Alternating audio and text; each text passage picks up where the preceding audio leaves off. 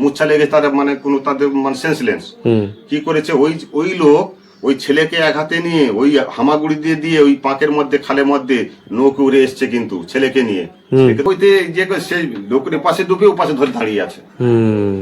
ও ভাবছে যদি বাঘ যদি ছুটে যদি লোক উঠে যায় আর লোক ধরবে, আমি যদি ডালি ধরে জলে ঝরে থাকি আমাকে ধরতে পারবে না। আমি তো উঠতে পারিনি, একজন উঠে গেছে। সুন্দরবনের জঙ্গল আর সুন্দরবনের নদী ঘটনা থাকবে না হতে পারে নাকি? নাম তো শুনেছেন সুন্দরবন, আর আমরা চলে এসেছি সুন্দরবন জঙ্গলে। দীর্ঘদিন ধরে জঙ্গলগামী হয়েছেন, দীর্ঘদিন ধরে জঙ্গলের যে অনুভূতি এবং জঙ্গলের ভেতরের যে বিষয়, জঙ্গলের পরিস্থিতি, সমস্ত বিষয়কে আমরা শুনতে চলে এসেছি। নাম কি? আমার নাম যদুপতি পাত্র। আর বাড়ি? বাড়ি সোনাগা 7 নম্বর গোসাবা থানা, পোস্ট দুলকি। এইখানে আপনার জন্মস্থান? আমরা এখানে জন্ম, বাচ্চাতে এখানেই আমরা বাপ ঠাকুরদা এখানেই ছিল, আমরা এখানেই জন্ম হয়েছি, এখানকারই বাসিন্দা।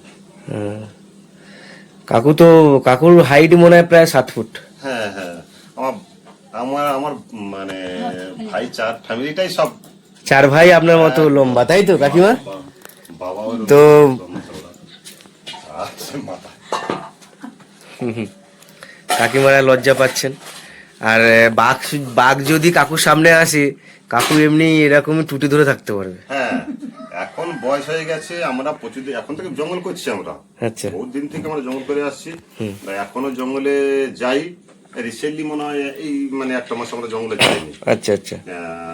জঙ্গলের বিবরণী শুনতে গেলে জঙ্গল কিন্তু এমনই একটা আর কি নিস্তব্ধ নিথর পরিবেশ, তার মধ্যে বিভিন্ন জীবজন্তু থাকে, বিশেষ করে বাঘ, হরিণ, কুমির, মানে বিভিন্ন প্রজাতির প্রাণী আমাদের সুন্দরবনে থাকে। আর বাঘের একটা গল্প বলতে, একদিন আমরা মানে এখান থেকে নৌকো ছেড়েছি, প্রায় সকালে ছেড়েছি, সকাল 7টার সময় আমাদের সোনাগা থেকে নৌকো ছেড়েছি। দিয়ে সোনাগা থেকে হয়ে আমরা ঝিলা নদী থেকে সোজা চলে গেছি আমরা ওই বৈকুণ্ঠ, বড় বৈকুণ্ঠ। ওইখানে গিয়ে আমরা তখন রাত 10টা বেজে গেছে। এবার 10টার পর আমরা কি করেছি, এত রাত হয়ে গেছে, তখন আমাদের একজন বলছে ঠিক আছে এত রাতে যখন এসছি ওটা 5-6 জাল দেওয়া যাক, জালটা খাটিয়ে দেওয়া যাক।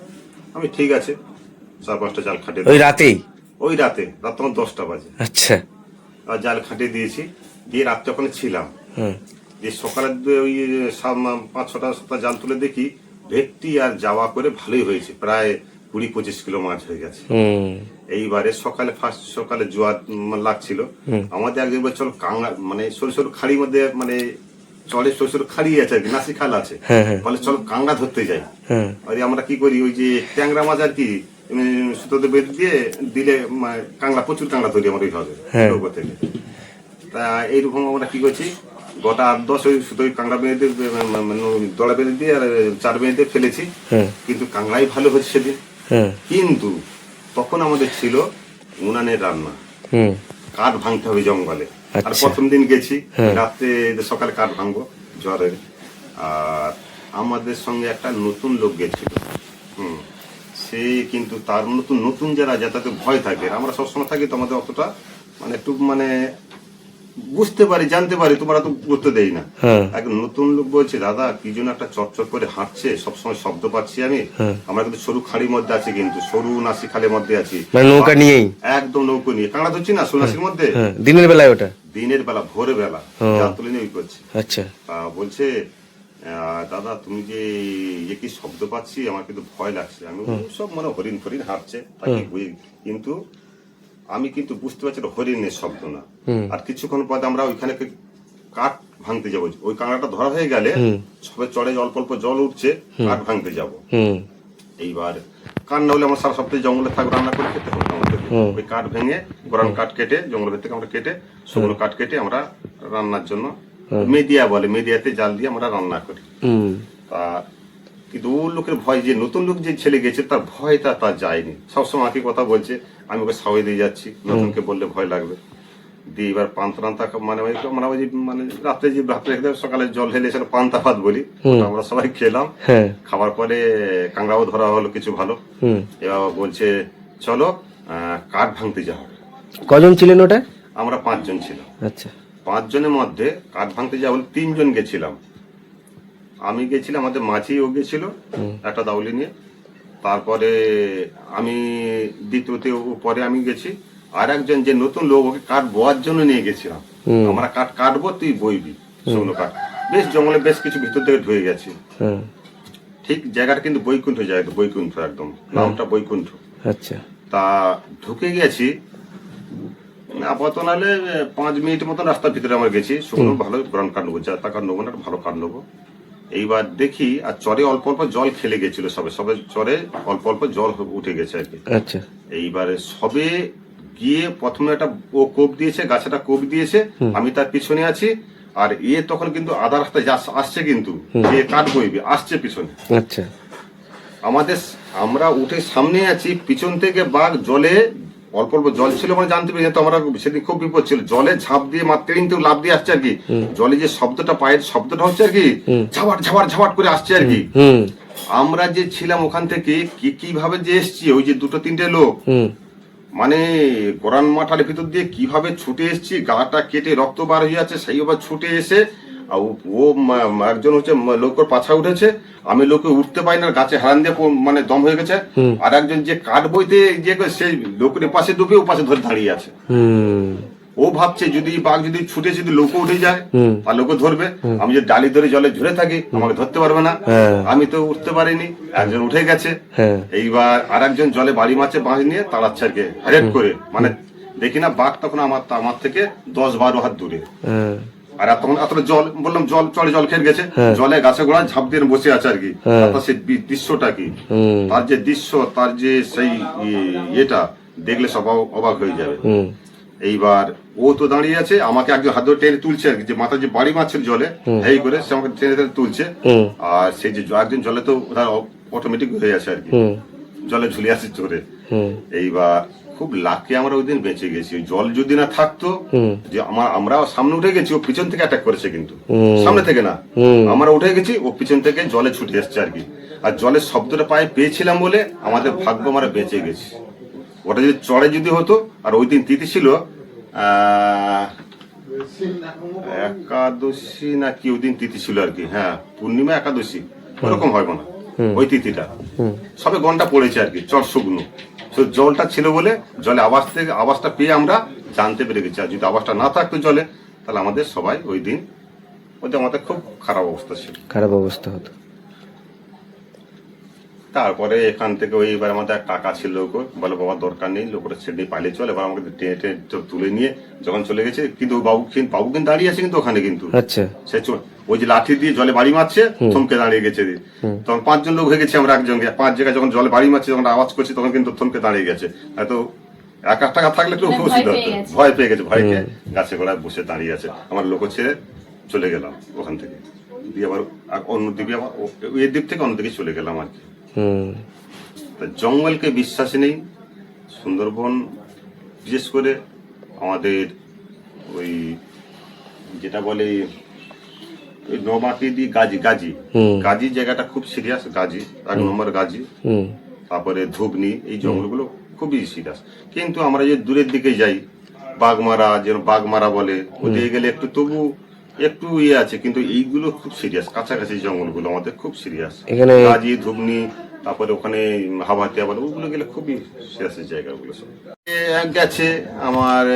আমাদের গ্রাম থেকে অনেক লোক কাটতে গেছে, বা সজ্জামিন আমার ভাই হয়ে একজন পাশের সুদর্শন, মনে হয় সবাই মনে হয় ওটাকে চেনে, ফেসবুকে সবাই ওর এসে তো, ও কিন্তু মারামারি করেছে, ও করেছে। তারপর আমাদের এক জেঠা সম্পর্কে হয়, ও ওরম বাঘের সঙ্গে কুরুল দিয়ে মারামারি করে তার ভাইকে ছাড়িয়ে নিয়ে এসছে। মানে সে ছিল কাকা সম্পর্কে, সে ওরকম আগে ছিল। উনি আছেন তো এখন, বেঁচে আছেন? না, মারা গেছে।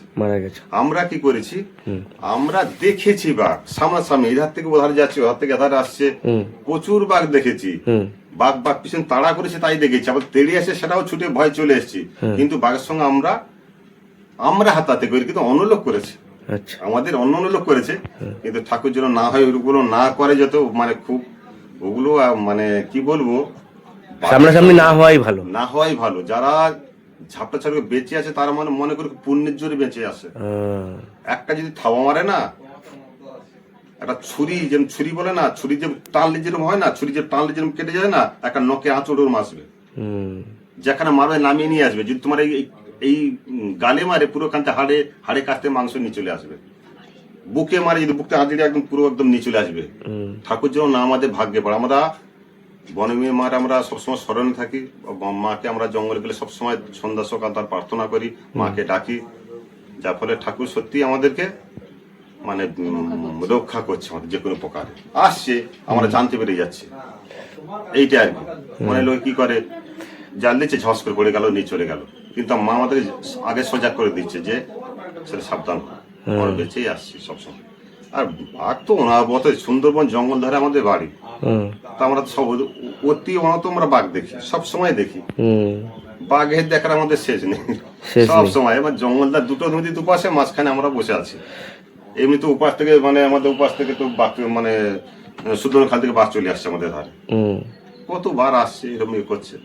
আর জঙ্গলে আমরা তো এমনি টাইগার পাশে মাছ ধরতে যাই, মাছ ধরতে গেলে সারাদিন তো আমাদের বছরে আমরা সবসময় তো জঙ্গলে থাকি, ধরো মাসে 2টো করে টিপ পাই, তা জঙ্গলে অতি নিহত আমরা ওর মুখে সম্মুখীন হয়ে যাই। কোথায় বসে আছে, কোথায় হেঁটে বেড়াচ্ছে, কোথাও আমরা জাল মেরেছি জালের কাছে বসে আছে, জাল তুলতে যাবো তুলতে পারছি না, বাঘের গর্জন করছে, সন্ধ্যার সময় হচ্ছে গ্রাফে করে পাশে জঙ্গল আছে, বাঘ গর্জন করে ডাকছে, অতি নিহত আমাদের বাঘ। মানে যেহেতু আমাদের জঙ্গলের কারবার, মাছ ধরা ফিশিং এর কারবার, আর ওদের সঙ্গে ওদেরও জঙ্গলে থাকে, আমরা ওদের জঙ্গলে ওদের জায়গায় আমরা যাই, তা ওদের সঙ্গে তো অনাবরত দেখাই হয়।